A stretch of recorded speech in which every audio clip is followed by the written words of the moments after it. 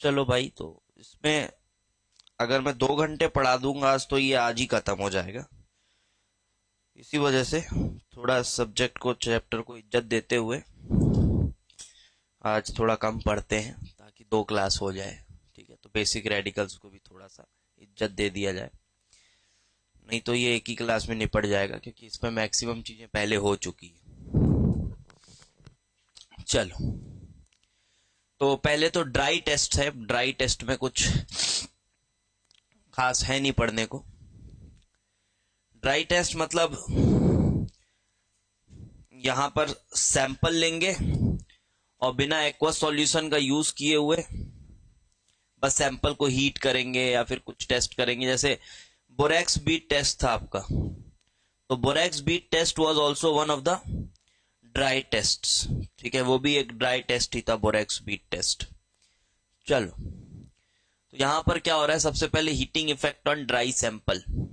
Dry sample लिए heat कर रहे हो, कुछ चीजें हो सकती हैं, कलर चेंज हो सकता है, रेसिड्यू आ सकता है, देन सब्लिमेट हो सकता है, गैस इवॉल्व हो सकता है। देखते हैं एक एक करके। अब ड्राई सैंपल हीट किए। अब अगर जब ड्राई सैंपल को हीट कर रहे हैं तो if no residue is obtained, अगर रेसिड्यू ही नहीं बचा, मतलब आपके पास ड्राई सैंपल था, आपने उसको हीट किया, रेसिड्यू ही नहीं बचा, तो ये पक्का कौन सा सॉल्ट होगा? अमोनियम। कोई ऐसा एग्जाम्पल याद है क्या आपको? कोई ऐसा एग्जाम्पल याद है जहां रेसिड्यू ही नहीं बचता था? यस, अमोनियम आयोडेट का। ठीक, इसको जब अपन हीट करते थे तो आयोडीन निकल जाता था और साथ ही साथ अमोनिया निकल जाता था। ठीक, तो अगर आप हीट कर रहे हो और रेसिड्यू ही नहीं बचा तो ये बात पक्की हो जाती है, वो या तो अमोनियम आयन हो सकता है या फिर फॉस्फोनियम हो सकता है, पॉजिटिव आयन। तो दिस और दिस में be present. Colour change, heat कर रहे हैं, कलर चेंज होता है कुछ लोगों को। देखो, ये कंफर्मेटरी नहीं है, ड्राई टेस्ट बहुत ज्यादा कंफर्मेटरी नहीं है, थोड़ा आइडिया दे देता है। तो रिएक्शंस की तरह इसको पढ़ोगे, टेस्ट की तरह नहीं। जिंक ऑक्साइड हीट करने पे येलो हॉट ये पड़ा हुआ है। इसी तरह से कॉपर सल्फेट डॉट पेंटाहाइड्रेट अगर आपके पास है, इसको जब आप हीट करोगे तो ये वाटर ऑफ क्रिस्टलाइजेशन हट जाती है, एनहाइड्रस हो जाता है और ये क्या हो जाता है? व्हाइट। ये भी क्लास 10th में पढ़ा हुआ रिएक्शन है। ठीक, फिर आगे आएंगे।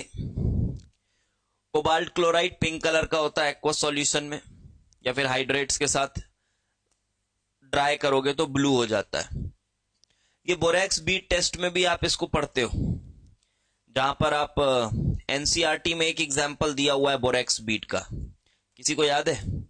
बोरेक्स बीट एनसीईआरटी में सिर्फ एक एग्जांपल दिया हुआ है, कोबाल्ट मेटाबोरेट, ऐसा लिखा हुआ है, cobalt metaborate which is blue in colour. तो आपका जो बीड है वो किस कलर का हो जाता है वहां पर? ब्लू कलर का, कोबाल्ट मेटाबोरेट की वजह से।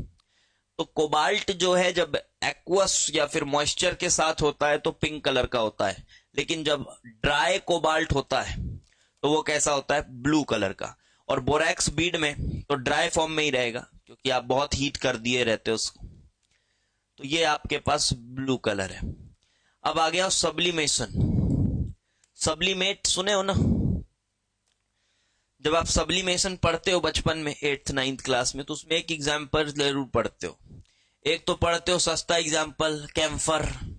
ठीक, और एक दूसरा एग्जाम्पल थोड़ा केमिकल टाइप लगता है, पढ़ के बड़ा प्राउड होता है उस समय, अरे वाह अमोनियम क्लोराइड भी पढ़ा है हमने।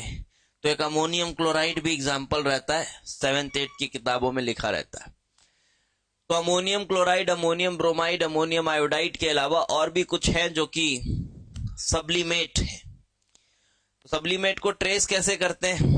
वही वो जो इन्वर्टेड फनल वनल रहता है ना, ऐसा। अब यहां पर ऐसे जला दो तो वो फनल में ऐसा जाकर चिपक जाएगा, और उसके जो गैस में कन्वर्ट हुआ और गैस जाके चिपक गया उधर, तो फिर वो सीधा केमिकली चेंज नहीं हो रहा है, सब्लाइम हो जा रहा है। तो अब सब्लिमेट देखो अलग अलग हो सकता है, कलर्ड भी हो सकता है और जनरली व्हाइट होते हैं। तो देखो सब्लिमेट में पहला पॉइंट लिखा हुआ है व्हाइट सब्लिमेट्स के बारे में। तो कौन कौन है जो व्हाइट सब्लिमेट देते हैं, उनका लिस्ट है।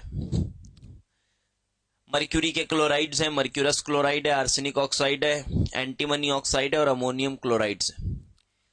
सो व्हाइट सब्लिमेट्स हैं and they are distinguished by the following procedure. अब यहां पर डाइल्यूट, देखो सब्लिमेशन जो है ड्राई टेस्ट है, लेकिन उसके आगे पता करने के लिए डाइल्यूट HCl डाल रहे हैं व्हाइट सब्लिमेट में और H2S गैस पास करा रहे हैं। डाइल्यूट HCl डाल रहे हैं और H2S गैस पास करा रहे हैं, तो क्या प्रेसिपिटेट होगा इनका? सल्फाइड्स। प्रेसिपिटेट होगा इनका सल्फाइड्स, सल्फाइड्स प्रेसिपिटेट होंगे। तो देखो ये आपके पास सॉल्ट था, तो Hg+2, ये सल्फाइड होगा HgS, ठीक है, ब्लैक सल्फाइड। Hg2Cl2, तो ऑब्वियसली ये Hg प्लस Hg2+ की तरह देखोगे तो HgS तो मिलेगा ही, HgS, साथ ही साथ Hg भी मिल जाएगा, ये भी डन है। आर्सेनिक का सल्फाइड येलो था, याद आ रहा है? 3 अलग कलर थे, सबसे सुंदर ऐश्वर्या, उसके कलर थे अलग अलग, तो ये येलो कलर था उसमें आर्सेनिक। एंटीमनी ये भी ऑरेंज कलर था, और अमोनियम के X जो है वो कोई रिएक्शन नहीं दे रहे। तो देखो ये सभी अलग अलग कलर दे रहे हैं, ठीक है, मान रहे हैं मर्क्यूरी और मर्क्यूरस में नहीं पता चल पाया क्योंकि दोनों ही क्या कलर दे रहे हैं? ब्लैक दे रहे हैं। पर ठीक है, फिर भी रिएक्शन की तरह देखो, अभी कौन डिस्टिंग्विश हुआ है कौन नहीं हुआ है उस तरह से मत देखो, यहाँ सिर्फ रिएक्शन की तरह देखो अभी। और व्हाइट सब्लिमेट कौन है? कुछ सब्लिमेट कलर्ड भी होते हैं, जैसे आयोडाइड मर्क्यूरी का, वो कलर्ड भी होता है। रिएक्शन इजी है, जो बताए वही। अभी यहां पर एक चीज कर सकते हैं हम, जो हमारे पास क्या चीज अभी नहीं पता चल पाया है इसमें से, मर्क्यूरस है कि मर्क्यूरी है, मर्क्यूरस है या मर्क्यूरी के, ये नहीं पता चला है ना। इसके लिए एक काम कर सकते हैं, एक्सेस में सल्फाइड डालोगे तो सॉल्यूबल हो जाता है HgS। HgS में अगर एक्सेस ऑफ सल्फाइड डालोगे तो Hg सल्फाइड, सल्फाइड कैसा लाइगेंड मानोगे? कैसा लाइगेंड? वीक, वीक लाइगेंड मानोगे इसको। और वीक लाइगेंड अगर है तो Hg के साथ कॉम्प्लेक्स बनाना प्रेफर करेगा कि नहीं? करेगा, क्योंकि Hg भी काइंड ऑफ पी ब्लॉक वाली टेंडेंसी शो करता है कॉम्प्लेक्स बनाते वक्त। तो Hg जो है वो सल्फर के साथ कॉम्प्लेक्स बनाएगा, कलरलेस सॉल्यूबल कॉम्प्लेक्स।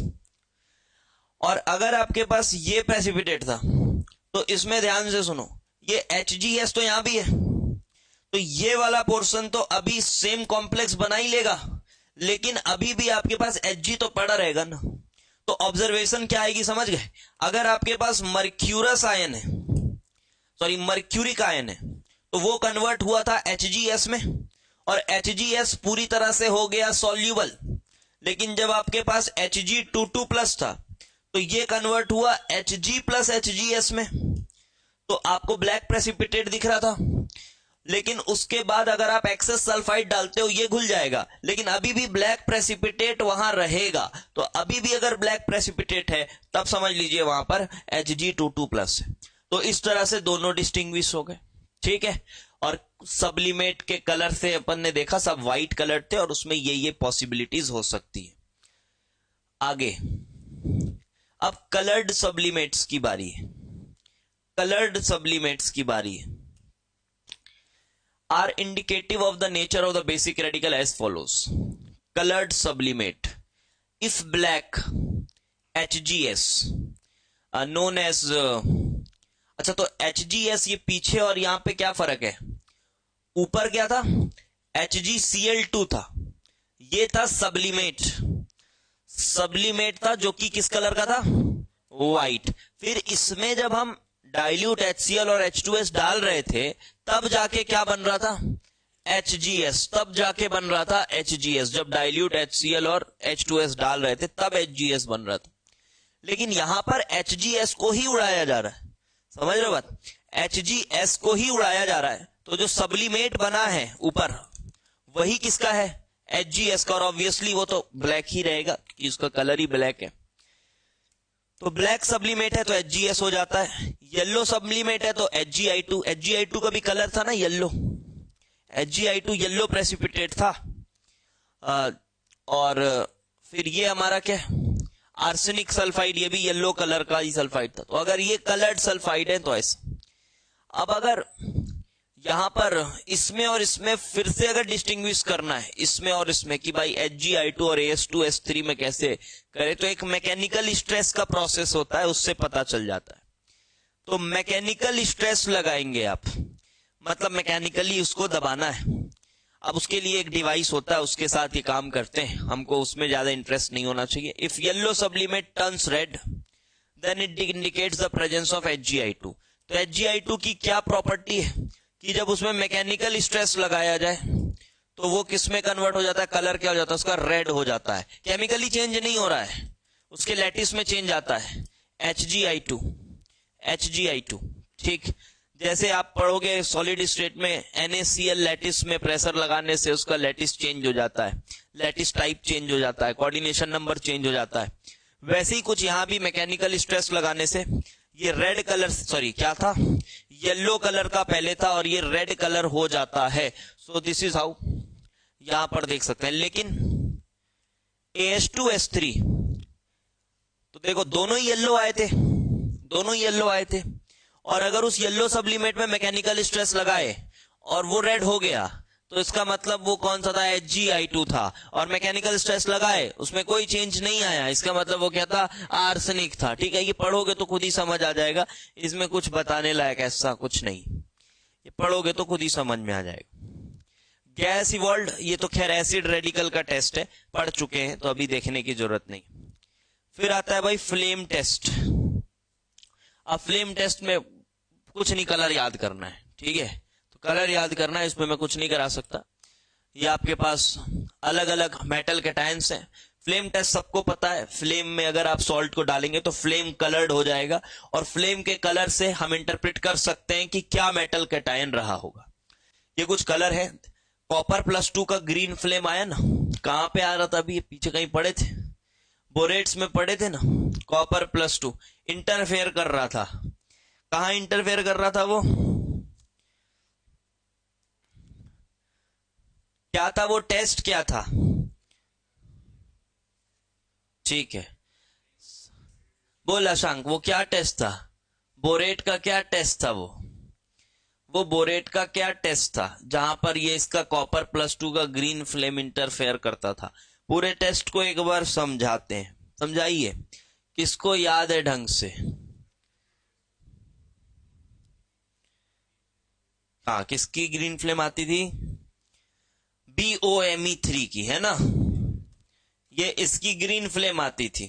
ठीक है, फिर आगे का क्या प्रोसीजर था, अगर मान लीजिए इसमें कैल्शियम या सॉरी नॉट कैल्शियम, उस दिन भी मैं कैल्शियम बोल दे रहा था, कॉपर या फिर बेरियम का सॉल्ट है, तो ये भी क्या दे देता है, ग्रीन फ्लेम दे देता है। तो इस कंफ्यूजन से प्रियांशु कैसे बचा जाए बताओ। हाँ, तो BF3 कहां से आ जाएगा, क्या करना पड़ता है, क्या करना पड़ता है, अगर मेरे को बेरियम और कॉपर के साथ कंफ्यूजन है कि इसका ग्रीन आ सकता है, तो दूसरा तरीका क्या है करने का बताओ।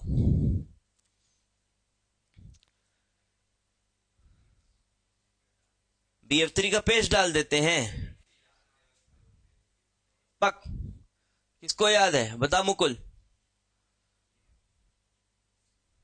हाँ, कैल्शियम फ्लोराइड डाल रहे थे आप लोग ना, थोड़ा सा इसमें ना फोटोग्राफिक इमेज बनाओगे ना, ये चैप्टर तो और अच्छे से याद होता है कि बुक में कहां लिखा है, इस तरह से ना थोड़ा और अच्छे से याद होता है। ये देखो बुक में यहां लिखा है, ऐसे याद रहना चाहिए। ये देखो, ये आपके पास बोरेट रहता था, कैल्शियम फ्लोराइड का पेस्ट डालते थे विथ H2SO4, तो ये BF3 बनाता था। और BF3 की वोलेटिलिटी ज्यादा थी, तो फ्लेम के पास ना ले जाके उसके करीब भी ले जाओगे तो ग्रीन फ्लेम आ जाएगा। तो वो उसकी वजह से क्या पता चलता है कि यहां पर बोरेट रहा होगा, क्योंकि कैल्शियम वगैरह जो है, सॉरी कॉपर वगैरह जो है वो फ्लेम के अंदर जाने के बाद ग्रीन फ्लेम देते हैं। तो higher volatility of BF3 was utilised for the test, ऐसा कुछ था। चलो भाई आगे देखते हैं, फ्लेम टेस्ट याद करना है, एंड ये भी फ्लेम ही है, किसको क्या फ्लेम मिल रहा है देख लीजिएगा, इसमें कुछ नहीं। बोरेक्स बीट टेस्ट, अच्छा फ्लेम भी दो तरह के होते हैं ना, oxidising and reducing flames, oxidising and reducing. कुछ एक्स्ट्रा पॉइंट जैसे इसमें नहीं दिए हुए, ये मैं ये पूरा चैप्टर ये खत्म हो जाए इससे बुक से, उसके बाद कुछ एक्स्ट्रा पॉइंट्स लिखाऊंगा, उसको कॉपी में लिखना भी। तो अभी ऑक्सीडाइजिंग रिड्यूसिंग फ्लेम का क्या मतलब है? ये जो बाहर वाला लेयर है इसको कौन सा फ्लेम बोलते हैं? ये जो बाहर वाला लेयर है फ्लेम का, ये कौन सा फ्लेम है? Oxidising flame. क्या लॉजिक है इसके पीछे? एयर के कांटेक्ट में है, गर्मी है, ऑक्सीजन है, तो हो सकता है चीजें ऑक्सीडाइज हो जाएं। तो ये कौन सा फ्लेम बोला जाएगा? Oxidising flame. This is oxidising flame. पहले ये किताब खत्म हो जाए, उसके बाद कुछ एक्स्ट्रा भी एक दो लेक्चर में बताऊंगा, वो चीजों को कॉपी में लिखेंगे, ठीक है, जो किताब में नहीं है। तो ये ऑक्सीडाइजिंग फ्लेम। और अंदर अंदर कौन सा फ्लेम है? क्यों रिड्यूसिंग फ्लेम है? उसका लॉजिक क्या बताया था? बिल्कुल, क्योंकि आप ये जला रहे हो, कुछ फ्यूल जल रहा है ना भाई। फ्यूल जल रहा है मतलब वो कार्बन होगा फ्यूल में, और कार्बन होगा तो कार्बन अनबर्न्ड पार्टिकल्स कार्बन के यहां हो सकते रहे, और कार्बन खुद में कैसा एजेंट है? रिड्यूसिंग एजेंट है। तो ये फ्लेम का जो अंदर वाला पोर्शन होता है वो रिड्यूसिंग फ्लेम होता है। एक कैसे और कहां कहां इसका एप्लीकेशन क्या है वो आगे बताऊंगा, शायद किताब में नहीं। चलो बोरेक्स बीट टेस्ट देख लेते हैं। ऑल्दो ये बोरान फैमिली में पढ़ा हुआ है, बट देख लेते हैं फिर से। क्या किया जाता है? बोरेक्स लेते हैं, बोरेक्स को पहले क्या करते हैं? हीट करते हैं, हीट करते हैं, फिर ठंडा करते हैं, तो वो क्या हो जाता है? फूल जाता है। और उसके स्वेलअप होने का रीजन क्या बताया जाता है? Loss in water of crystallisation. तो इसका मतलब पानी, वाटर ऑफ क्रिस्टलाइजेशन निकलने से चीजें फूल जाती। ऐसा हमेशा होगा? ये हमेशा होगा क्या? होना तो चाहिए, क्योंकि यहां पे ऐसा बोला जा रहा है कि भाई वाटर ऑफ क्रिस्टलाइजेशन हट रहा है तो चीजें क्या हो रही हैं? स्वेल अप हो रही हैं। लेकिन ऐसा हमेशा नहीं होता है, ठीक है। यहां हो रहा है, यहां हो रहा है। इसकी प्रॉपर्टी, जैसे एलम की बात करूं, एलम, एलम जानते हैं अपन? हाँ, पोटेशियम सल्फेट, एल्यूमिनियम सल्फेट का हाइड्रेट, ठीक है। तो उसको हीट करोगे तो वाटर ऑफ क्रिस्टलाइजेशन लूज होता है, लेकिन वो फूलता उलता नहीं है, ठीक है। तो ये उसकी प्रॉपर्टी है, ये इसकी प्रॉपर्टी है, इसमें दिमाग नहीं लगाना है कुछ। तो भाई हीट करेंगे तो ये बोरेट बनेगा एंड B2O3 बनेगा। ये ग्लासी बीड है, और इस ग्लासी बीड में फिर क्या करा जाता है? हाँ, अपन ऐसा करके पेस्ट लगाएंगे, प्लेटिनम वायर पकड़ के, और फिर पेस्ट लगाने के बाद फिर उसको हीट करेंगे तो बोरेट बन जाएगा। किसका बोरेट बनेगा? वो जो डी ब्लॉक कैटायन उसमें रहा होगा उसका मेटाबोरेट बनेगा। और हर मेटाबोरेट का कुछ कुछ क्या होता है? कलर। तो उसके कलर से पता कर लेते हैं कि कौन सा डी ब्लॉक का कैटायन था। अभी देखो,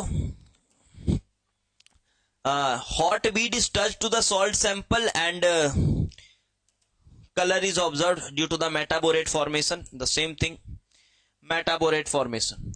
अब ये आ जाइए थोड़ा सा अलग अलग में ना, ये उतना इंपॉर्टेंट नहीं है कलर ऑफ बीड्स। अगर आपकी बहुत गहरी इच्छा है तो आप याद कर सकते हैं, ऑल्दो उतना इंपॉर्टेंट नहीं है ये कि आप एक एक कलर याद करो, ठीक है, नहीं है जरूरी। और देखो मेटल है, ऑक्सीडाइजिंग फ्लेम में अलग कलर है और रिड्यूसिंग फ्लेम में अलग कलर है। तो एक एक कलर याद करना इज नॉट इंपॉर्टेंट, एक एक कलर याद करना इंपॉर्टेंट नहीं। तो आप देख सकते हैं, ऑल्दो थोड़ा बहुत सिमिलैरिटी दिख भी रहा है क्या, थोड़ा बहुत डिफरेंस आ रहा है, येलोइश ब्राउन और ग्रीन। और ये समझ भी आ रहा होगा क्योंकि ऑक्सीडाइजिंग फ्लेम में आयरन जो है ना वो फेरिक में आ जाता होगा, लेकिन रिड्यूसिंग फ्लेम में वो किस में रहता होगा? और फेरस का कलर ग्रीन होता है। और ये थोड़ा सा रेडिश ब्राउन बोला भी था अपन ने हाइड्रोक्साइड का, ऑल्दो प्रेसिपिटेट था, बट थोड़ा ब्राउनिश कलर साइड जाता है तो ये फेरिक हो गया होगा। इसी वजह से ये कलर में चेंज आ रहा है। कोबाल्ट में नहीं आएगा चेंज, यहां भी ब्लू, यहां भी ब्लू। निकल में यहां पे वॉयलेट, यहां पर ग्रे और ग्रे। तो पूरा याद करने की जरूरत नहीं है कि किसका क्या कलर है, मैं बता रहा हूं आपको क्या याद रखना है। जैसे क्रोमियम है, आप इसको ध्यान रखें कि ये येलोइश कलर के आसपास होता है, उधर ज्यादा फर्क नहीं पड़ेगा, क्रोमियम ग्रीन हो जाएगा। देन मैंगनीज वॉयलेट कलर याद रखिएगा। आयरन के लिए ये कलर याद रखिएगा। ऑक्सीडाइजिंग फ्लेम का हॉट कलर याद रखिएगा। ये कोबाल्ट का ब्लू तो याद रखना ही रखना है भाई, क्योंकि एनसीईआरटी में मेंशन्ड है। निकल के लिए वॉयलेट याद रखिए, कॉपर के लिए ग्रीन याद रखिए। इतनी चीजें ध्यान रख सकते हैं, एक एक याद रखने की जरूरत नहीं। कुछ नोट पॉइंट्स दिए हुए हैं, पहला पॉइंट दिया हुआ है, borax bead test is performed only for coloured salt samples, obviously. Swelling characteristic is due to the loss of water of crystallisation, but it is not mandatory that all compounds having water of crystallization will show swelling characteristics. Clear है? Alums also show swelling characteristics, but on strong heating they are converted into amorphous powder, unlike the glassy bead in case of borax. हाँ, alum की कुछ property ऐसी मुझे ध्यान आ रही थी। यहां पे क्या लिखा हुआ है, एलम भी स्वेल होते हैं, लेकिन जब उसको एमोर्फस पाउडर में हीट करते हैं तो ग्लासी बीड में कन्वर्ट नहीं होता। जैसे बोरेक्स जो है ना, हाँ वो मैंने शायद उल्टा बोल दिया था, बोरेक्स भी स्वेलअप होते और एलम भी स्वेलअप होते, एलम्स भी स्वेलअप होते, दोनों स्वेलअप होते, लेकिन इसको ठंडा करने पे किसमें कन्वर्ट हो जाता है, ग्लासी बीड में। लेकिन ये कोई ऐसी बीड में कन्वर्ट होने वाली प्रॉपर्टी इसकी नहीं है, ठीक। तो एलम भी होते हैं, स्वेलअप होते हैं, लेकिन सभी स्वेलअप हो जाएंगे ऐसा नहीं है। ये पहली लाइन में मेंशन्ड है, इस लाइन में सेकंड लाइन ये मेंशन्ड है। Sodium carbonate bead test is not important, reaction देख लेना समझ आ जाएगा। सीधे आ जाओ वेट टेस्ट में, सोडियम कार्बोनेट बीट टेस्ट छोड़ सकते हो। इसमें एक दो ड्राई टेस्ट मिसिंग है, वो लास्ट में लिखाऊंगा। एक चारकोल कैविटी टेस्ट है, वो मिसिंग है, उसमें नहीं दिया हुआ है, उतना इंपॉर्टेंट नहीं है बट पढ़ लेंगे एक बार। अब आ जाओ जो most important portion, group analysis. आज की क्लास लगभग इसी में निकल जाएगी, इस ग्रुप को एनालाइज करने में, ठीक है, कि कौन से ग्रुप में कौन है, कौन से ग्रुप का रिएजेंट कौन है, क्यों ये रिएजेंट है, ये एनालाइज करने में अपना कुछ नहीं तो अभी आधे एक घंटे इसमें निकल सकते हैं। ध्यान से एक एक चीज देखें। पहली चीज, ये classification of cations into groups, ये क्लासिफिकेशन क्यों किया गया है?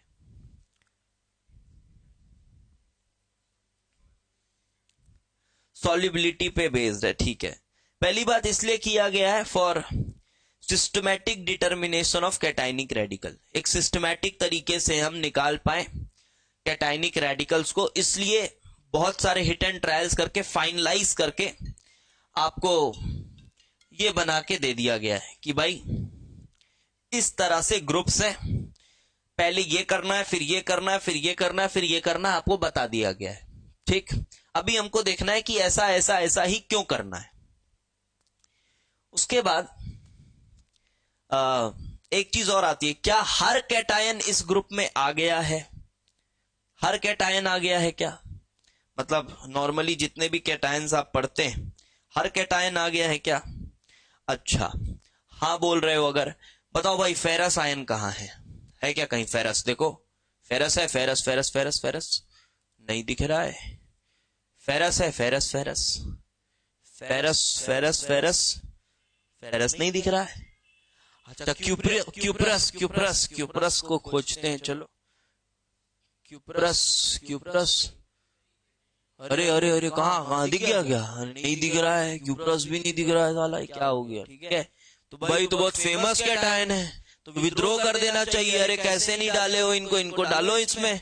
फेरस तो भाई बहुत ज्यादा इंपॉर्टेंट है, क्यूप्रस कितने बार आता है, कैसे नहीं डाल दिए ग्रुप में? भाई पॉसिबल नहीं है डाल पाना, इसलिए नहीं डाल पाए, ठीक है। उनके लिए कुछ स्पेसिफिक टेस्ट होगा, ठीक। वो कैटायन ये सब ग्रुप रूप से एनालाइज नहीं होंगे। तो पहले समझ लो, एक रफ और बेस्ट पॉसिबल क्लासिफिकेशन करी गई है, मैक्सिमम कैटायंस को इससे अपन आइडेंटिफाई कर सकते हैं, लेकिन हर एक कैटायन इसमें आ जाएगा ऐसा नहीं, हर एक कैटायन आ जाएगा ऐसा नहीं। तो सबसे पहले आज का काम ये रहना चाहिए भाई कि ग्रुप के आयंस को और ग्रुप रिएजेंट को अच्छे से याद करना है। एक एक चीज देखेंगे, अभी तो मैं बस पढ़ रहा हूं इसको। तो ये तो ठीक है, इसके लिए लाइन थी, आज होंगे पागल, इससे याद रख सकते हैं। पहला ग्रुप मर्क्यूरी को ध्यान रखना, मर्क्यूरस है। फिर ये वाला अपन वो सल्फाइड्स के लिए कर रहे थे ना, ये डाइल्यूट H2S डाइल्यूट HCl में सल्फाइड्स के लिए तीन तरह से H2S पढ़ाए थे। एक तब कि जब बहुत कम सल्फाइड है, और बहुत कम सल्फाइड में भी क्या हो जाए, प्रेसिपिटेट हो जाए। तो ये बहुत जिद्दी सल्फाइड के प्रेसिपिटेट्स होंगे जिनकी KSP वैल्यूज क्या होगी, बहुत बहुत कम, तो सॉल्युबिलिटी भी बहुत कम, तो थोड़े से सल्फाइड में भी क्या हो जाते थे, ये प्रेसिपिटेट हो जाते थे। इसमें 3 लाइन पढ़ाए थे ना, क्या था, एक पागल कुत्ता भी होगा कैद, ऐसा कुछ था। आज होंगे पागल, वो भी आ गया। हाँ, ये बिल्कुल ये आ गया। तो सिर्फ 2 लाइन में हो गया ये, पागल कुत्ता भी होगा कैद, और फिर सबसे सुंदर ऐश्वर्या। ये सब देखो, ये सब तो वही है, उनके अलग अलग +3 +5 वाले आयंस है। इनका ग्रुप रिएजेंट अभी थोड़ा सा ध्यान रखेंगे, डाइल्यूट HCl है। क्यों ऐसा आया, अभी आगे पढ़ते हैं। तो डाइल्यूट HCl डालने से क्या होगा, ये लोगों का क्लोराइड क्या हो जाएगा, प्रेसिपिटेट हो जाएगा, क्लोराइड प्रेसिपिटेट हो जाएगा।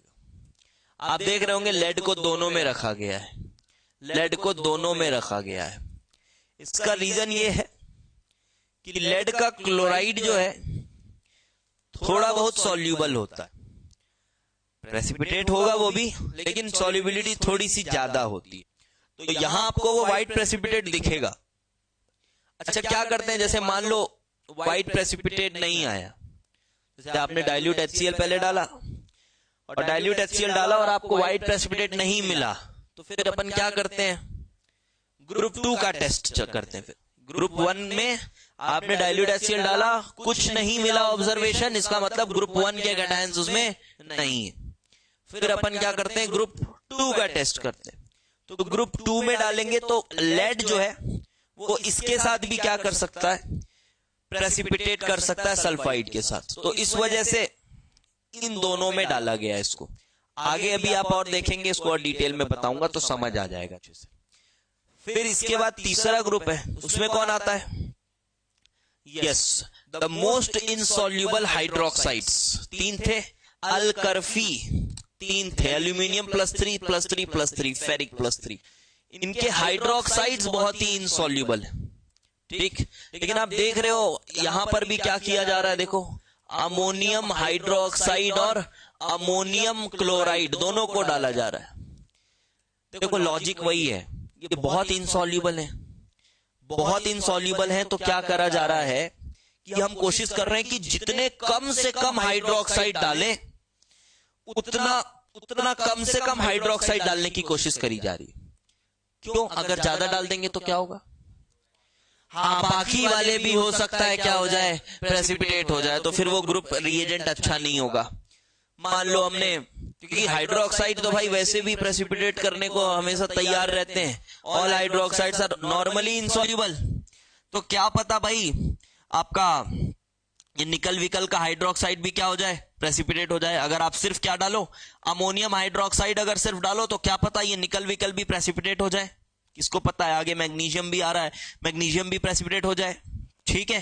तो इस वजह से ऐसे सिलेक्ट किया गया है रिएजेंट्स को, इस तरह से ऐसे सिलेक्ट किया गया है। उसके बाद आ गया अमोनियम हाइड्रोक्साइड और H2S। अब ये क्या करेंगे, ये भी सल्फाइड का प्रेसिपिटेट देंगे, लेकिन कंसंट्रेशन सल्फाइड का ज्यादा है, तो जो थोड़े से ज्यादा सॉल्युबल वाले सल्फाइड्स थे वो भी प्रेसिपिटेट हो सकते हैं, लाइक निकल +2, कोबाल्ट +2, Mn+2 एंड Zn+2। ये लोग भी प्रेसिपिटेट हो सकते हैं, इनका भी प्रेसिपिटेट आ सकता है। और ये याद भी होगा आपको कि ये प्रेसिपिटेट्स MnS के बारे में क्या खास था, हाँ, फ्लैश कलर था, ठीक है। और भी क्या था, कुछ खास और बात थी क्या, very good, dilute acetic acid में भी घुल जाता है, डाइल्यूट एसिटिक एसिड में भी घुल जाता है।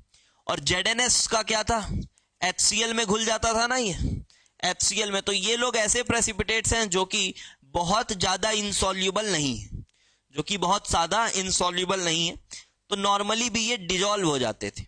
फिर अगला जो ग्रुप आता है वो आता है कैल्शियम, बेरियम, स्ट्रोंशियम, भारत सरकार, और इसमें कार्बोनेट्स को प्रेसिपिटेट किया जाता है, कार्बोनेट्स को किया जाता है। और यहां पर भी क्या किया गया है, यहां पर भी क्या किया गया है, कार्बोनेट कम किया गया है। कैसे कार्बोनेट कम हो गया है, बस, है ना। अरे सर ये क्या पूछ रहे हो, ये तो हमको बचपन से आता है, ये तो हर क्लास में 5 बार आ जाता है, ये कॉमन आयन इफेक्ट। तो यहां भी क्या बोल देंगे अपन, कॉमन आयन इफेक्ट, है ना, तो मैं पूछ रहा हूं इस तरह से, कॉमन आयन इफेक्ट में ऐसे माहौल बना के पूछूंगा कभी? लगता है नहीं पूछेंगे, तो कुछ हो रहा होगा।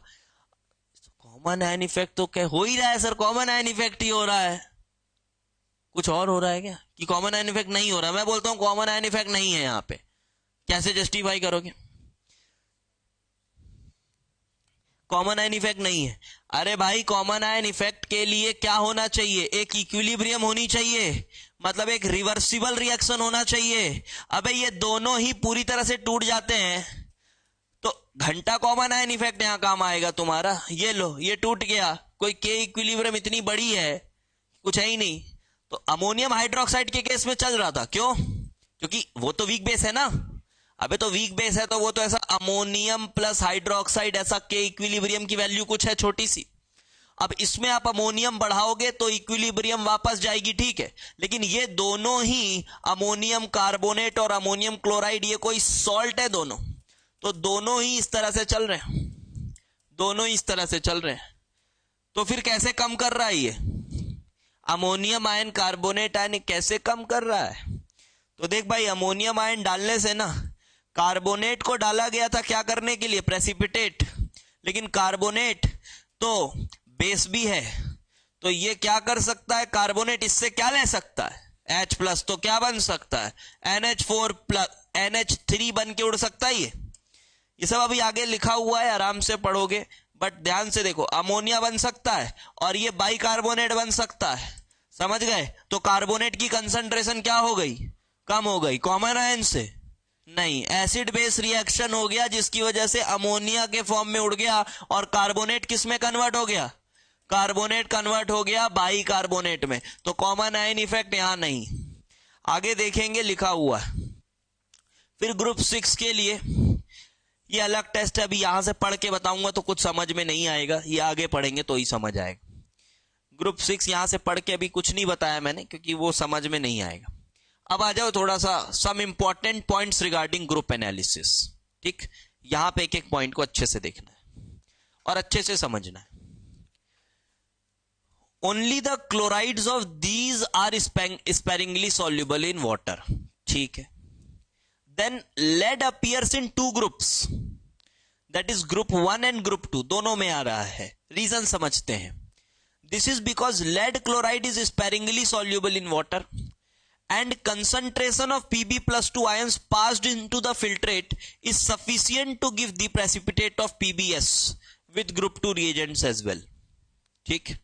क्या बात समझ आ गई कि PbCl2 अगर स्पेरिंगली सॉल्युबल है, ये प्रेसिपिटेट करेगा, तो भी जो इसका जो Pb+2 आयंस है ना, ये इतने रहेंगे कि फिल्ट्रेट में अगर आगे गया, ये अगर ये फिल्ट्रेट में आगे गया भी, तो ये Pb+2 आयंस इनफ है किसके साथ प्रेसिपिटेट करने के लिए? सल्फाइड। तो ये Pb+2 जो है वो PbCl2 भी प्रेसिपिटेट बना लेता है और आगे चल के PbS का प्रेसिपिटेट भी बना सकता है। तो इसलिए मजबूरी है हमारी कि हमने इसको किस में रखा हुआ है? ग्रुप 1 में भी रखना पड़ेगा और ग्रुप 2 में भी रखना पड़ेगा, क्योंकि दोनों के ग्रुप रिएजेंट्स की वजह से, दोनों के ग्रुप रिएजेंट्स की वजह से ये कुछ ऑब्जर्वेशन शो करा रहा है। तो क्या करें? ग्रुप रिएजेंट बदल दे भाई? अच्छा यही है कि इसको दोनों में रख देते हैं, ठीक है? अब ग्रुप रिएजेंट इतने मेहनत से बना है, ग्रुप रिएजेंट नहीं बदलना, इसको दोनों में रख देना है Pb+2 को।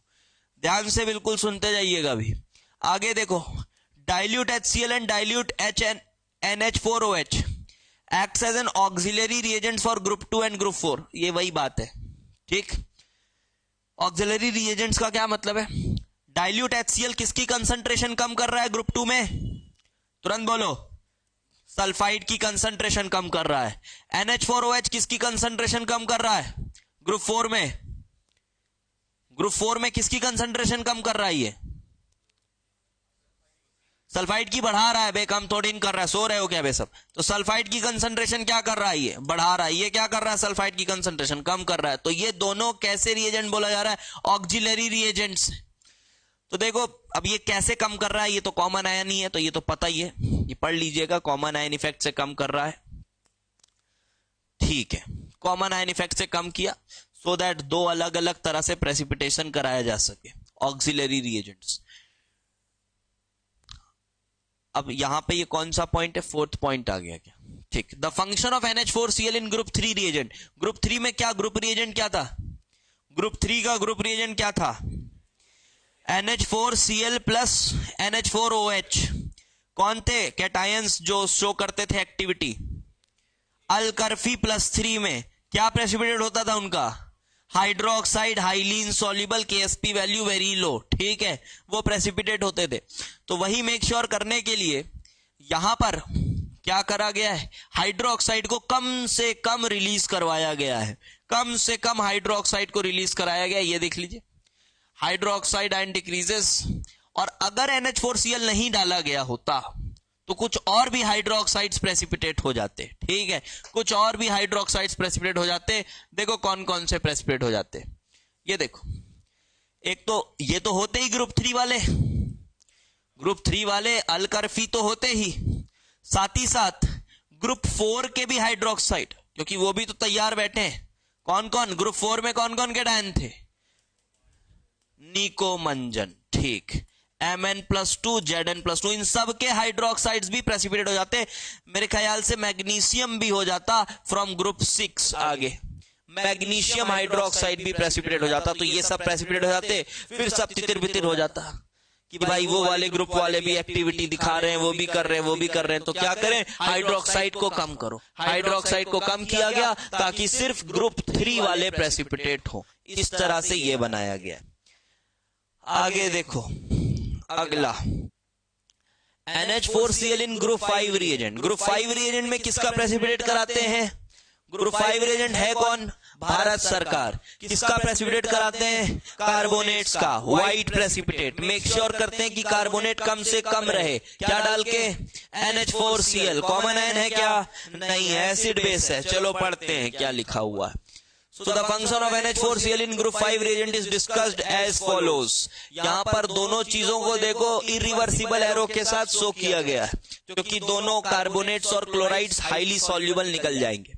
If NH4Cl is not added, तो भाई ग्रुप 5 वाले तो प्रेसिपिटेट होते ही, मैग्नीशियम हाइड्रोक्साइड और ये भी प्रेसिपिटेट हो जाता फ्रॉम ग्रुप 6।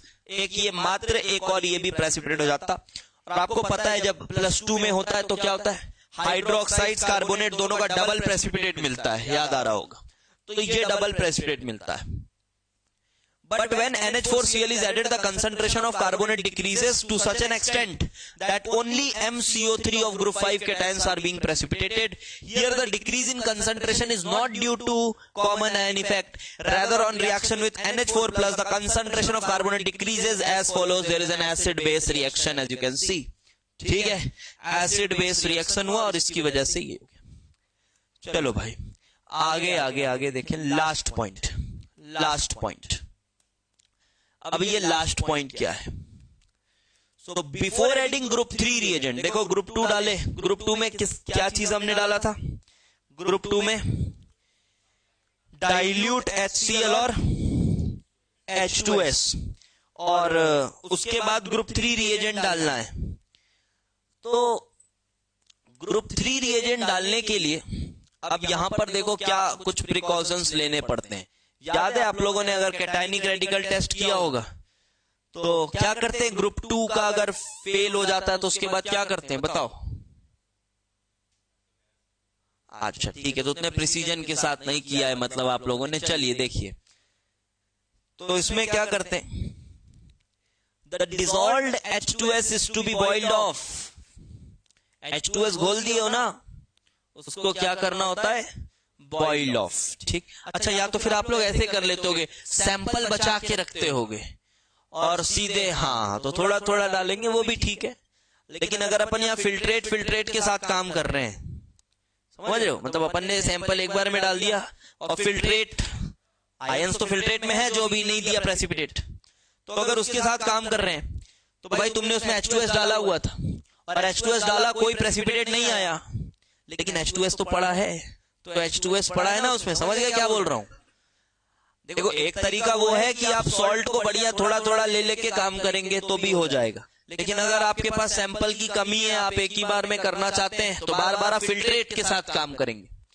तो ग्रुप 2 का जब आप रिएजेंट डाल रहे हो तो H2S डल चुका है और अभी वो फिल्ट्रेट में H2S भी आ चुका है। तो अब H2S आपके आगे रिएक्शंस को थोड़ा सा इफेक्ट कर सकता है, इसलिए क्या करना पड़ता है, H2S को बॉयल ऑफ करना पड़ता है. If not done, then the dissolved H2S react with NH4OH of group 3 and produces sulfide. समझ गए? ग्रुप 3 में डाल रहे हो ना NH4OH, तो भाई H2S और NH4OH ये तो सल्फाइड की कंसंट्रेशन बढ़ा देता था, और सल्फाइड की कंसंट्रेशन बढ़ा देता था is sufficient to cause precipitation of some of the group 4 cations. तो ग्रुप 4 कैटायंस भी प्रेसिपिटेट हो जाने लगेंगे ग्रुप 3 रिएजेंट के साथ, जो कि अजीब सी बात है. ग्रुप 3 रिएजेंट के बाद कौन प्रेसिपिटेट होने लगेगा, ग्रुप 4 के कैटायंस. लेकिन हम चाहते हैं जब हम ग्रुप 3 का रिएजेंट डालें तो सिर्फ ग्रुप 3 वाले ही एक्टिविटी शो करें, लेकिन हो सकता है सल्फाइड इतना बढ़ जाए कि ग्रुप 4 वाले कैटायंस आ जाए. तो इस वजह से पहले क्या करना पड़ेगा, फिल्ट्रेट को बॉयल ऑफ करके H2S जो उसमें डिसॉल्व है, गर्म करोगे, गैस है तो उड़ जाएगा, ठीक. तो सल्फाइड जो फिर H2S है वो घट जाएगा अंदर. दूसरा ये जो पॉइंट है ये मेरे को आप लोग पढ़ के समझाओ कि क्या यार समझ आए क्या किया जा रहा है. चलो ये मैं आपसे चाहता हूं कि आप इसको एक बार पढ़ के मेरे को समझाएं कि ये क्या लिखा हुआ है, क्या चाह रहा है, क्या करने बोल रहा है हमको. मैंने बता दिया आपको कि क्या कर रहे हैं, फिल्ट्रेट के साथ काम कर रहे हैं. तो ये वाली लाइन को आप पढ़िए और मेरे को समझाइए क्या हो रहा है.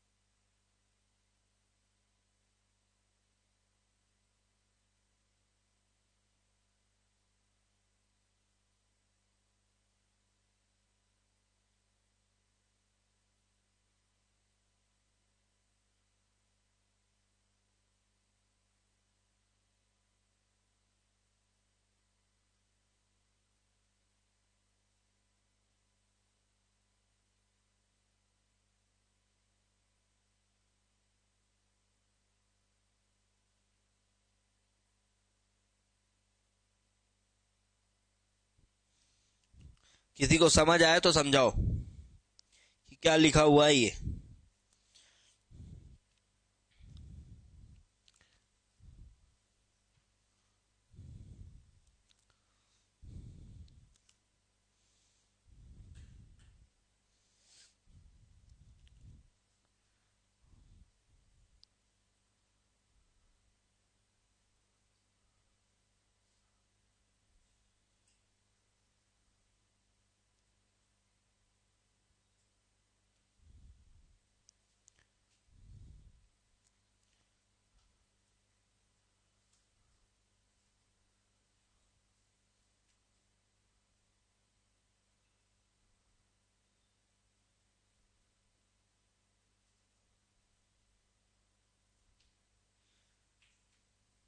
कुछ समझ आया क्या हो रहा है, बोलो मंथन क्या है.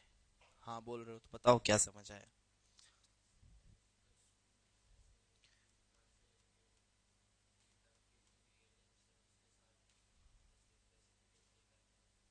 हाँ नहीं करता, ठीक है.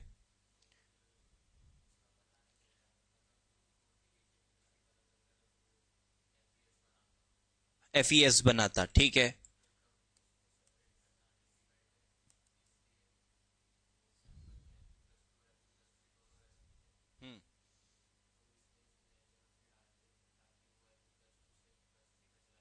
ठीक, सही बात बोल रहा है, ठीक है. क्या बोल रहा है देखो कि दिक्कत है मेन Fe+2 का. हाँ आया कहां से, अबे तुम्हारे सैंपल में अगर है तो ठीक है, आया कहां से, वो सैंपल में है अगर तो Fe+2 के लिए प्रिकॉशन लिया जा रहा है कि अगर आपके पास फेरस आयन है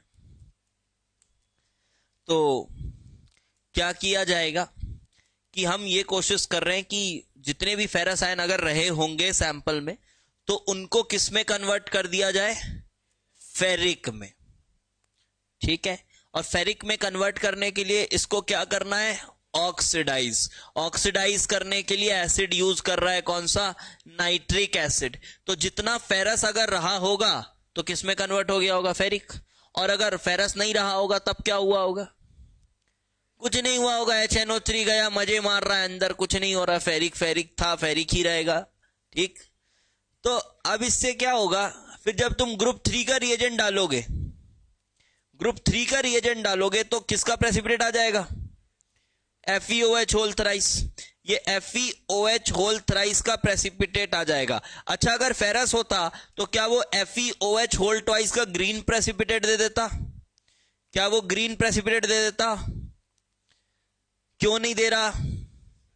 क्योंकि OH माइनस की कंसंट्रेशन कम है। ग्रुप 3 रिएजेंट के साथ, वही लिखा हुआ है लाइन में, ग्रुप 3 रिएजेंट के साथ, ग्रुप 1 के साथ, ग्रुप 2 के साथ, किसी के साथ ये प्रेसिपिटेट नहीं देता। 4 वाले ग्रुप के साथ इंटरफेयर करता है। तो वो इंटरफेयर ना करे, इस वजह से क्या किया जा रहा है? फेरस को पहले ही निपटा दो। किसमें निपटा दो? फेरिक में, ताकि फेरिक का क्या प्रेसिपिटेट हो जाए? हाइड्रोक्साइड। किसके साथ? ग्रुप 4 पहुंचने से पहले ही प्रेसिपिटेट हो जाए, ग्रुप 3 में प्रेसिपिटेट हो जाए। ठीक है, इस वजह से ऐसा किया जा रहा है। लेकिन यहां पर लास्ट लाइन क्या लिखी हुई है? We can not predict the oxidation state of iron in the original sample. ये समझ आ गया? +2 है कि +3 है नहीं पता। ठीक है, क्योंकि अल्टीमेटली सब कुछ +3 में हो जाना है। पहले से +3 रहा होगा तो भी नहीं पता, +2 रहा होगा, वो +3 में कन्वर्ट हुआ है तो भी नहीं पता। ठीक है, तो वही लिखा हुआ है लास्ट लाइन में, वो प्रेडिक्ट नहीं हो पाएगा। अब आ जाइए some general test for cations. हाँ, ग्रुप 4 में उसका नाम होना चाहिए, मतलब इस ग्रुप में बात कर रहे हो। यहां पर देखो, फिर ना यहां से पता तो चल जाता है कि यहां पर अपने पास FeS आ गया, बट फिर इनमें भी डिस्टिंग्विश करना है ना, तो ये डिस्टिंग्विशन पॉसिबल नहीं है, और उसको हटा पाना भी पॉसिबल नहीं होता है FeS को। तो प्रैक्टिकल इंटरफेरेंस है, जिसकी वजह से Fe+2 के लिए एक अलग सा टेस्ट है, इसमें DMG डाल दिया जाता है, बस अलग सा टेस्ट है।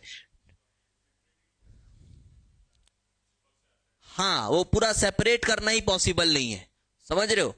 जैसे तुमने FeS आएगा ना, करके देखा है क्या तुमने? हाँ, तो वही बोल रहा हूं, प्रैक्टिकल इंटरफेरेंस दे रहा है वो FeS इस तरह से आ जाएगा कि ब्लैक है, ठीक है, और उसके बाद वो आपके टेस्ट ट्यूब में इस तरह से चिपक जाएगा ना। लिखा हुआ है ना लाइन, क्या लिखा हुआ है? It is difficult to separate, कि उसके बाद आपका फिल्ट्रेट बचेगा ही नहीं, वो पूरी तरह से चिपक जाएगा उसमें। अब वो कैसे चिपकता है वो देख के ही समझ आएगा, यहां से फीलिंग नहीं दे पाएंगे। तुम लोग देखे हो करके? अच्छा, कलर्ड सॉल्ट नहीं, तुमने कब किया है? अच्छा, फ्री टाइम में अपने से कुछ कर रहे थे, ठीक है, बढ़िया है। चलो, तो प्रैक्टिकली वो पॉसिबल नहीं है वहां पे रखना। ग्रुप 2 में H2S डाल रहे हैं, अबे तो ग्रुप 2 वाले के साथ सल्फाइड के साथ Fe+2 प्रेसिपिटेट होता है क्या? नहीं होता है, वो तो कम सल्फाइड वाले होते हैं ना, तो वो तो सिर्फ वही होंगे। वो Fe2S उसके साथ भी नहीं प्रेसिपिटेट हो रहा है, बहुत गंदा प्रेसिपिटेट है, ध्यान रखना आयरन का। आइए जनरल टेस्ट्स में, डाइल्यूट HCl के साथ ये वाइट वाइट वाइट, दूसरा आता है रिएक्शन विथ NaOH। ये देखो, अब यहां से चीजें आपने सब कुछ पढ़ा हुआ है, जो मैंने पहला दूसरा लेक्चर पढ़ाया है जिसमें रिएजेंट्स पढ़ाए हैं, वो यही सब है, बस उसी को आप एक बार प्रिंटेड वर्जन में देखोगे। ठीक, इतना ही होगा और कुछ नहीं। देखते हैं, तो NaOH के साथ white precipitates obtain from the reaction. देखो ध्यान से, ये सब व्हाइट प्रेसिपिटेट मिले, लगभग व्हाइट प्रेसिपिटेट ही है। अब इस व्हाइट प्रेसिपिटेट में क्या डाला गया? एक्सेस। तो सॉल्युबल कौन कौन से? एम्फोटेरिक, बस एम्फोटेरिक एम्फोटेरिक एम्फोटेरिक एम्फोटेरिक, सब एम्फोटेरिक, ये सॉल्युबल हो गए। कॉम्प्लेक्स देख लीजिएगा क्या बन रहा है। और कैडमियम, बिस्मथ, आयरन, Mn और Mg, ये सब स्टिल क्या है? Insoluble, because they are non amphoteric. तो एम्फोटेरिक वाले सॉल्युबल, नॉन एम्फोटेरिक वाले इनसॉल्युबल। ये बात हुई थी व्हाइट प्रेसिपिटेट की। इसमें एक बात बताना चाहूंगा कि ये जो Mn होता है और ये जो Fe होता है, बहुत इंटेंसिटी इसके कलर की बहुत कम होती है। जैसे Fe+2 आपने क्या सुना है अभी तक, ग्रीन, तो इंटेंसिटी बहुत कम है। प्रैक्टिकली देखोगे तो बहुत लाइट सा पिंक लाइट सा ग्रीन दिखता है, और ये पिंक होता है Mn। MnS तो पक्का पिंक हो जाता था, लेकिन MnOH होल ट्वाइस लाइट सा पिंक होता है बिल्कुल, तो उसको पिंकिश व्हाइट बोल देते हैं, इसको ग्रीनिश व्हाइट बोल देते हैं। इस वजह से इसको व्हाइट के अंदर ही लिख दिया है। अब आपसे इसका कलर नहीं पूछेगा, अगर ऑप्शन में ग्रीन दिया हुआ है तो आप ग्रीन को टिक कर सकते हैं, ठीक है। ग्रीन दिया हुआ है, ग्रीन को टिक कर सकते हैं। पिंक दिया हुआ है तो पिंक को टिक कर सकते हैं। पिंक और ग्रीन और व्हाइट साथ में ऑप्शन नहीं देगा, नहीं तो फिर वो कुछ बच्चे वो करेंगे, कुछ बच्चे वो करेंगे, दोनों ही सही है। तो these two colors are very light and are listed as white precipitates, ठीक है। आगे देखें, कुछ ब्लैक प्रेसिपिटेट हैं, येलो भी हैं, ब्लू भी हैं। कलर याद रखना है भाई, जितने भी इसमें दिए हुए हैं ना, इनके कलर अच्छे से याद रखना है। रिएक्शंस देखते हैं। सिल्वर का ऑक्साइड कैसा कलर था, ब्राउनिश ब्लैक। सिल्वर के ऑक्साइड में एक्सेस डालोगे सॉल्युबल होगा क्या, नहीं होगा। Hg2O एक्सेस डालोगे सॉल्युबल होगा क्या, नहीं होगा। दोनों का कलर कैसा, ब्राउनिश ब्लैक। Ag और Hg वैसे भी हमेशा थोड़ी रिजेंबलेंस शो करते हैं। फिर आ जाओ yellow precipitate, HgO yellow precipitate, excess डालोगे स्टिल इनसॉल्युबल, एम्फोटेरिक नहीं है। Blue precipitate copper hydroxide, excess डालोगे अभी भी इनसॉल्युबल है। वेयर X स्टैंड्स फॉर, अब ये अच्छा यहां पर अगर आपका कोबाल्ट का एक डबल सॉल्ट है, मतलब मिक्स्ड सॉल्ट बोलूंगा, डबल सॉल्ट तो नहीं, कोबाल्ट हाइड्रोक्साइड विथ एक स्पेशल सा केस है, क्लोराइड हो या नाइट्रेट, ये भी ब्लू कलर का प्रेसिपिटेट होता है। लेकिन एक्सेस NaOH डालने में ये पूरी तरह से जो क्लोराइड था ये किस में कन्वर्ट हो जाता है, हाइड्रोक्साइड में। और ये हाइड्रोक्साइड, कोबाल्ट का हाइड्रोक्साइड, ये किस कलर का है, पिंक कलर का। पिंक, कोबाल्ट पिंक ही था ना, पीछे भी पड़े थे, कोबाल्ट पिंक था, लेकिन ड्राई स्टेट में क्या हो जाता है, ब्लू हो जाता है। तो आप इसको ऐसे याद रख लो कि देखो हाइड्रोक्साइड पानी से आ रहा है, एक्वस बेस से, तो पानी की वजह से इसका कलर क्या होता है, पिंक होता है ना। पानी की वजह से कलर पिंक होता है। तो जब यहां पर कम पानी था तो आप सोच सकते हो कैसा कलर था इसका, ब्लू। फिर एक्सेस NaOH डाल दिए, ज्यादा पानी आ गया तो कलर कैसा हो गया, फिर पिंक। तो इसको इस तरह से याद रखिएगा। ग्रीन प्रेसिपिटेट याद आ रहा है, क्या क्या था ग्रीन में, क्या था,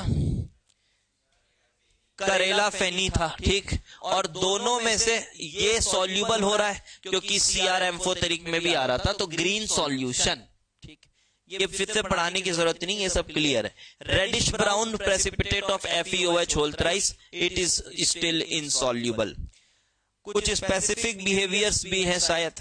कैटायंस लाइक दीज, आर्सेनिक सबसे सुंदर ऐश्वर्या में से ये जो 3 कैटायंस हैं, arsenic and antimony, produce soluble species like arsenate and SbO4 3- respectively, hence no precipitation is observed, ठीक।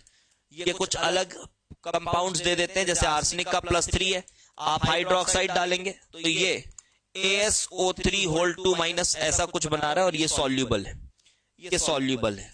ये थोड़ा सा स्पेसिफिक है। Hydroxides of these are soluble in water and hence no precipitation is observed, obviously ये सब soluble है पानी में, ग्रुप 1 वाले। अगला रिएजेंट आ गया कौन, NH4OH।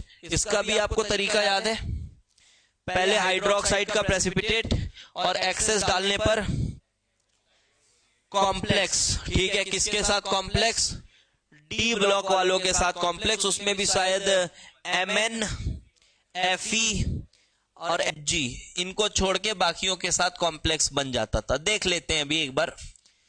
तो पहले व्हाइट प्रेसिपिटेट्स आ गए, सेम वही हाइड्रोक्साइड्स, जो क्योंकि वहां भी हाइड्रोक्साइड आ रहा था, यहां भी हाइड्रोक्साइड आ रहा है।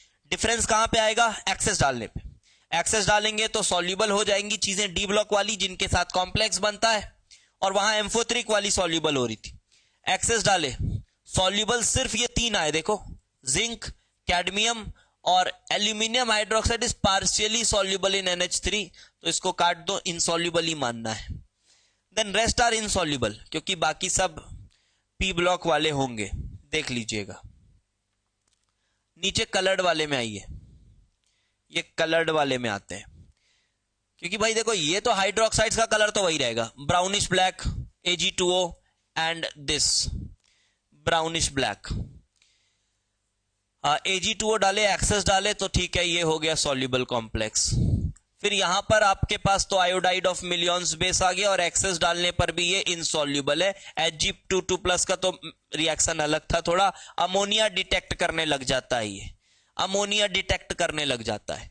Yellow precipitate, no such precipitate is obtained from Hg+2, ये भी उसीलिए हो रहा है क्योंकि ये भी क्या डिटेक्ट करने लग जाएगा, अमोनिया डिटेक्ट करने लग जाएगा, ये भी अमोनिया डिटेक्ट करने लग जाएगा।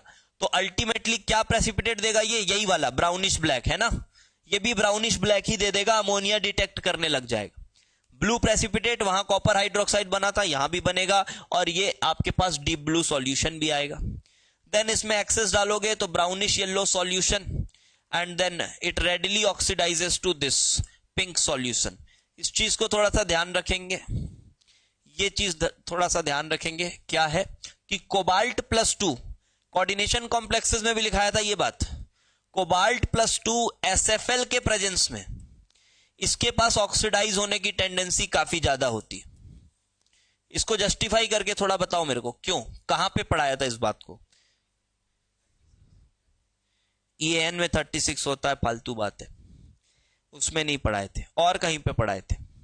कोबाल्ट+2 के साथ SFL के साथ जब रहेगा कोबाल्ट+2, जैसे ये अमोनियाकल सॉल्यूशन है, तो +2 में नहीं रहेगा, ये हवा से क्या ले लेगा, ऑक्सीडाइज हो जाएगा और ये इलेक्ट्रॉन छोड़ देगा, ठीक। तो ये कोबाल्ट+2 के साथ हाई टेंडेंसी है। इसको मैंने पढ़ाया है आपको क्रिस्टल फील्ड थ्योरी पढ़ाते समय, मैं एक बार फिर से बता दे रहा हूं।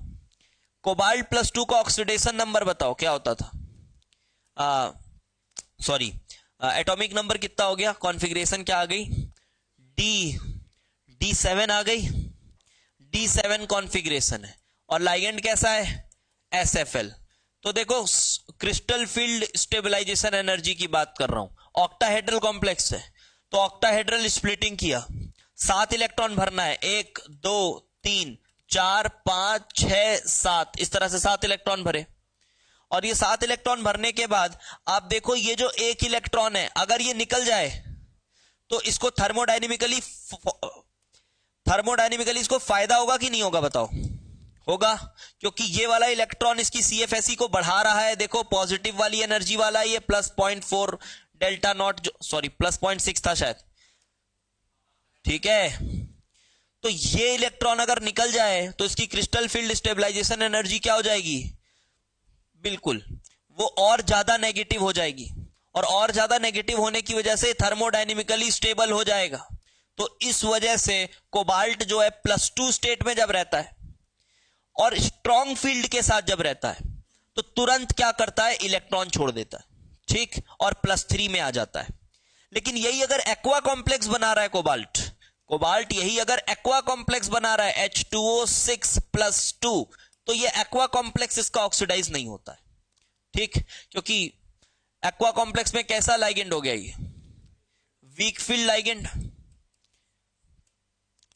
H2O का कुछ एक्सेप्शन भी बताए थे क्या, कोबाल्ट के +3 के साथ था वो SFL, +2 के साथ WFL ही था। तो WFL में देखो क्या हो रहा है, 1 2 3 4 5 6 7 ऐसा है। अगर अभी इलेक्ट्रॉन निकालोगे तो ये वाला निकलेगा, और ये वाला निकलने से ये तो फायदा नहीं नुकसान है, तो इस वजह से ये जो है ऐसा ही रहेगा, ये ऐसा ही रहेगा। लेकिन अगर ये स्ट्रॉन्ग फील्ड के साथ आ जाए तो ये हो जाता है। ये बड़ा इंपॉर्टेंट पॉइंट है, 2017 के जेई के पेपर में इसको यूज करके एक अच्छा क्वेश्चन बनाया था। 2017 के जेई के पेपर एक अच्छा क्वेश्चन बना था, सॉल्विंग परसेंटेज बहुत कम गया था उस क्वेश्चन का, मतलब शायद 1% से भी कम था उसको सॉल्व करने का, ठीक है। सॉल्विंग परसेंटेज भी आता है ना उनकी वेबसाइट में, तो 1% से भी कम गया था उसको सॉल्व करने का टेंडेंसी। बहुत अच्छा क्वेश्चन था, उसमें ये एक छोटा सा कॉन्सेप्ट था जो यूज हुआ था। आओ आगे अब देखें, इसका ग्रीन प्रेसिपिटेट बनेगा, फाइन, इसका बना ग्रीन प्रेसिपिटेट, और ग्रीन प्रेसिपिटेट ने क्रोमियम का ग्रीन प्रेसिपिटेट, अच्छा क्रोमियम भी डी ब्लॉक का है, ठीक है, तो डी ब्लॉक का है, तो ये पार्शियली सॉल्युबल है। नॉर्मली बोला जाए तो सॉल्युबल मान लिया करिए, क्योंकि लिखते समय हमने क्रोमियम +3 को क्या माना है, कॉम्प्लेक्स बना लेता है, लिखा है ना। पार्शियली सॉल्युबल है, सॉल्युबल मान सकते हैं आप इसको। निकल वाला बिल्कुल सॉल्युबल हो जाएगा, डीप ब्लू सॉल्यूशन ये भी देता है, ये पहले लिखा चुका है सब। आयरन वाला इनसॉल्युबल रहेगा, fine. Then again the same thing, same line repeats, cations, ये दोनों लाइन वही हो गई। ये लोग भाई अपना अलग ही कुछ कंपाउंड बनाते हैं, तो इनके हाइड्रोक्साइड प्रेसिपिटेट नहीं होते। दूसरी बात, इनके भी वाटर सॉल्युबल हाइड्रोक्साइड है। Now come to some specific behaviour of bismuth. हाँ बोलो।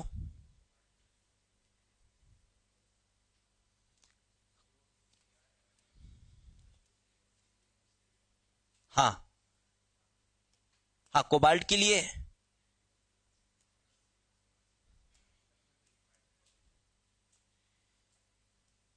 कोबाल्ट, अच्छा Cr, Fe, Mn और CO चारों के लिए अपन ने इसको लिखा था WFL। +2 के लिए, +2 के लिए अमोनिया WFL लिखा था। कोबाल्ट तो यहां पर अभी क्या बोल रहे हैं, 1 सेकेंड 2 मिनट रुकना ना। तो CrNH3 6 +2, तो अच्छा इसके लिए WFL लिखा था कोबाल्ट। तो अगर अपन इसको SFL WFL मानेंगे तो किस चीज में चेंज आएगा, मैग्नेटिक मोमेंट भी तो चेंज होगा, मैग्नेटिक मोमेंट में चेंज आएगा ना। 3 4 प्रॉपर्टी में क्या चेंज आएगा वो देखते हैं ना। तो अगर देखा जाए तो पैरामैग्नेटिक ऐसे भी आ रहा है, और अगर SFL माने तो भी पैरामैग्नेटिक आ रहा है क्या, SFL मानोगे तो भी पैरामैग्नेटिक आ रहा है, 1 अनपेयर्ड आ रहा है, यहां पर 3 अनपेयर्ड आ रहा है, लेकिन मैग्नेटिक बिहेवियर दोनों में पैरामैग्नेटिक आ रहा है। हाइब्रिडाइजेशन का तो कोई, अगर VBT से देखें तो हाइब्रिडाइजेशन देखा जाए अगर कोबाल्ट प्लस D7 है, तो 1 2 3 4 5 6 7, तो इसको यहां पर अंदर कर सकते हैं लाइक दिस, और ये फिर ऐसा है, नहीं कोबाल्ट अमोनिया को अगर मैं स्ट्रॉन्ग मान के देखूं तो, ये बोल रहा हूं, अगर स्ट्रॉन्ग मान के देखा जाए तो फिर ऐसे केसेस में इसको आगे फेंका करते थे अपन। मैं एक बार इसको कंफर्म कर दूंगा, आपको बताऊंगा, लेकिन मेरे हिसाब से कोबाल्ट +2 के साथ वो WFL लिखा है अमोनिया उसमें, क्योंकि देखो नेचर में चेंज नहीं आ रहा है ना, मेन दिक्कत ये है। WFL माने तो भी कैसा दिख रहा है, पैरामैग्नेटिक, और SFL माने तो भी क्या दिख रहा है, पैरामैग्नेटिक ही दिख रहा है दोनों में, ऑल्दो मैग्नेटिक मोमेंट अलग अलग है, बट दोनों में पैरामैग्नेटिक दिख रहा है। इस कॉम्प्लेक्स के बारे में मैं बता दूंगा अच्छे से देखकर थोड़ा पेपर्स में कि एक्चुअली में क्या है ये कॉम्प्लेक्स, इसी कॉम्प्लेक्स में डाउट है। लेकिन यार जब हम ये देखते हैं ये वाली टेंडेंसी को समझाने के लिए, तो इसको SFL WFL मान रहे हैं तभी काम हो रहा है। देखो जब ये, क्योंकि इसकी बिहेवियर ऐसी है ना, CONH3 6, लेकिन इसमें ऐसा भी बोला जा सकता था कि ये ऑक्सीडाइज होकर भी, अगर ये ऑक्सीडाइज हो जाए तो भी CFSE इसकी बढ़ रही है, CFSE बढ़ जा रही है, ऑक्सीडाइज हो जाए तो भी CFSE बढ़ जा रही है, क्योंकि ऐसा बोल सकते हो कि जो डेल्टा नॉट वैल्यू है ना वो बहुत हाई हो जा रहा होगा, ऐसा भी बोल सकते हैं। क्योंकि अगर ये WFL था तो WFL से ये क्या हो जा रहा है, तो भाई डेल्टा नॉट वैल्यू क्या हो गई, बहुत बढ़ गई, और डेल्टा नॉट वैल्यू भी बढ़ने से CFSE क्या हो जाएगी, बढ़ जाएगी, क्योंकि अल्टीमेटली CFSE में डेल्टा नॉट मल्टीप्लाई करते थे ना, डेल्टा नॉट मल्टीप्लाई करते थे, लेकिन इसको मैं थोड़ा सा देखना पड़ेगा ये कॉम्प्लेक्स। अगर भी दिख रहा है लेकिन नेट में देखने से नहीं समझ आएगा, कुछ दिख रहा है वो नहीं समझ आएगा, और रिसर्च पेपर में देखना पड़ेगा। ठीक है, वो मैं देख के बताऊंगा पेपर्स में, उसको याद दिलाना मुझे अगली क्लास में। चलो सम स्पेसिफिक बिहेवियर, क्योंकि इंपॉर्टेंट कॉम्प्लेक्स है, पढ़ा था बट ध्यान से उतर गया उसके बारे में। bi+3 एंड दिस, ये सॉल्यूशन है, ये स्पेसिफिक बिहेवियर है बिस्मथ +2 का। बिस्मथ +3 का क्या बिहेवियर बता रहा है? इसके हाइड्रोक्साइड को जब, ये मतलब कोई टेस्ट नहीं है भाई, अलग सा रिएक्शन है, SnO2 के साथ रिएक्ट कराया जा रहा है। सो ये हो रहा है एक redox, bismuth +3 getting converted to bismuth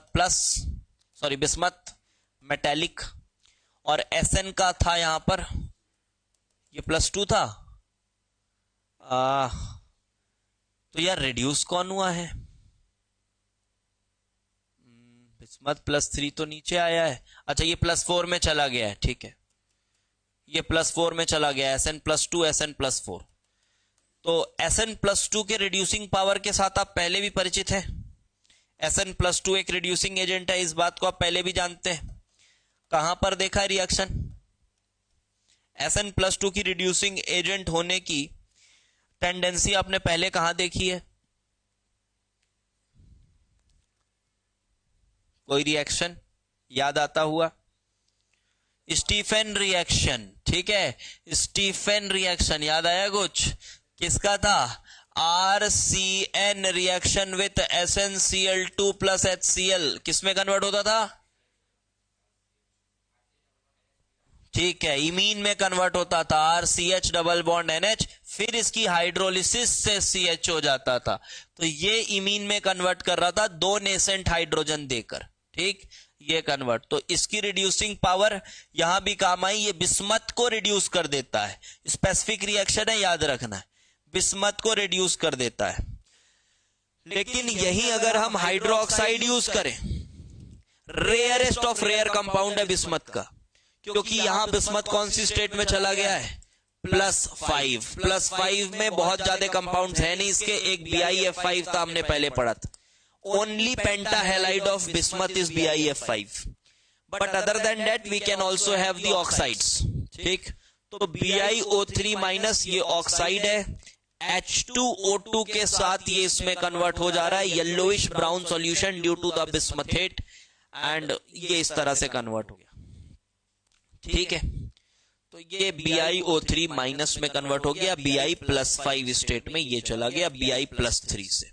ये याद है ना BiOH, क्योंकि बिस्मथ का हाइड्रोक्साइड इसी कलर का ऐसा ही हो जाता था, पानी निकल जाता था, फिर BiOH बन जाता था, उसके बाद फिर उसमें अगर HCl डाले तो क्या बन जाता था?